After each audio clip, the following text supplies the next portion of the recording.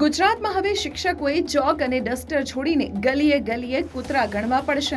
જી હા, શિક્ષણ નિયામકના નવા પરિપત્રએ રાજ્યમાં મોટો વિવાદ છેડ્યો છે।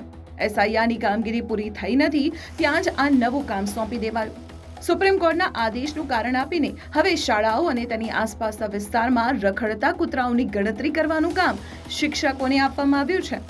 આ આદેશ બાદ વિપક્ષ પૂછી રહ્યું છે કે શું ગુજરાતમાં શિક્ષકો સિવાય બીજું કોઈ કામ કરવાવાળું બચ્યું જ નથી?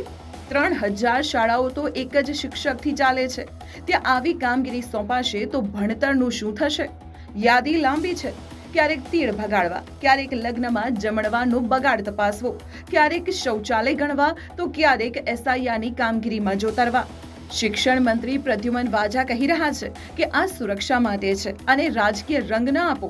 પણ સવાલ એ છે કે જો શિક્ષક કૂતરા ગણશે તો વર્ગખંડમાં બાળકોને કોણ ગણશે? શિક્ષક સંઘોમાં પણ ભારે રોષ છે।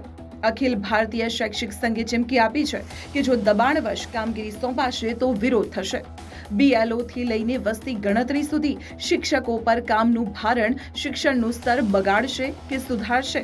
શું શિક્ષકો પાસે આવી બિન શૈક્ષણિક કામગીરી કરાવવી યોગ્ય છે? તમારો અભિપ્રાય કમેન્ટમાં જણાવો।